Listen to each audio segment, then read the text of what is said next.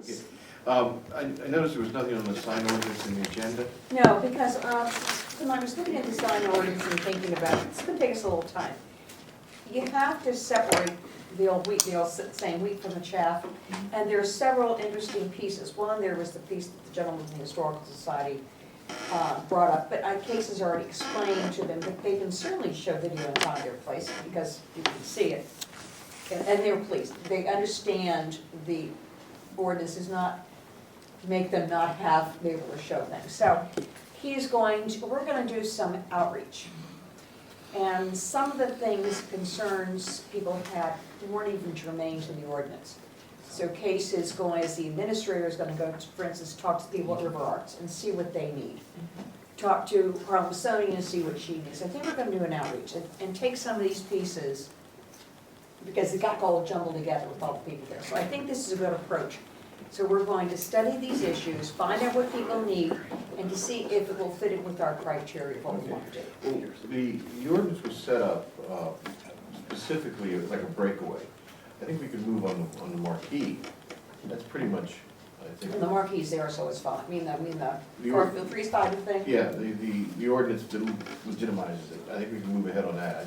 You know, it's, like I said, it was Can very we break simple. that piece away or not? We can So they just know set it's. aside the rest and pass the ordinance with the three-sided Okay. marquee and the marquee itself, the definition of marquee. Let's do that piece, and I think this is a good point. Mhm. As we take some of these pieces away Yeah. and see what the meat of the issue is. So let's take that piece away, making it legal, and the whole three-sided and grandfathered in, that'll work. Yeah. When we do the outreach, I think, you know, we could go possibly a workshop or two where Yeah. groups can come into us and talk. That's one reason Kees is doing Yeah. one-on-one walking around And talking yeah, to you're people. gonna have to, you can't have an open forum. No, that's But what he's you- going to, Zane Carter is here for, Laney, cycling for River Arts, and he's gonna go talk to River Arts and just see what they had in mind. Okay. And it may fit in, there may be no sign issue at all, because when you're just revolving thing with pictures of art, that's not a sign, I don't think it's a sign, but they're gonna work it out. Okay. So we'll we'll take this piece out, Jim, work on that for the marquee, and then let Kees work on some of these other things and pull it all together. Okay. We couldn't have a workshop with the planning commission and. I think we need to find out what actually these people are talking about, what they need, to see, and some may not even have to, may not even be necessary for the sign ordinance, there may not be a sign. So let him talk to some of these people one-on-one, and then we can have a workshop after they do some gathering. I think the intent of his meeting should be a series of summary points on the sign issue. By that I mean, if there isn't a sign, if there isn't an issue, it's stated. If there is an issue of, you know, green colors are not allowed. Or it may not even be a sign. Yeah, I think the council has a responsibility then to make the decision presented by the people Oh, of at course. that point. He's going to bring all this information back to us, but I think this is a great fact-find commission he's on. It connects with the community, the art community, and those people who are concerned better. And then he can bring all the information back to us after he's talked to them all. I like the idea of being a personal connection. Yeah, Linda and I had talked about this, and she's the one who came up with the workshop idea. And I think it has really valid points. Let him get, yeah. The only constraint I'd have is that it's gotta be targeted to the people, the points of issue we're discussing, Right. and not like a public hearing. Let him get, no, he can't get, that is, we've already had the public Okay, yeah. hearing. Let him get back to us after he's done some fact finding, and then we can get together and see what we need to do. We need to bring some people in for a workshop. Okay, So let him do this first. and I'm done. And this is what he does best. And since he's the crafter of this piece, he'll find out what they really are talking about, what they need. He'll get back to us, Linda. Okay. Okay? So what are you gonna do about can we make a motion? And Yeah. I really think that For in marquee. preparation for the next meeting, it wasn't on the agenda tonight, but I think the next meeting, you can do what Jim was talking about doing. That way we get to tell everybody that wanted to be here when we did anything. We had phone calls today about, hey, is this on the agenda? And the answer was no. So if what you're gonna do, it sounds very logical that we would be approving the marquee and the marquee signs. at the next meeting, that everything else would be jettisoned, and that's what would be passed. Yes. The rest goes into a study group, or Yeah. however, there's a lot of different ways to do Sure. that thing, because half the people out there don't really understand what's in the present zoning ordinance, don't want to. And the other half know exactly what they want for their businesses and what they think they want. And only Case and I know what it is on a day-to-day basis to go Yeah. out there and say, you can't have 16 beer signs on your building, so that's not the same as the downtown. When this was last done in 1984, the study group included the Historic Commission, the Planning Commission, and went over the old ordinances. They accepted testimony from the merchants about what they needed. There were some changes made.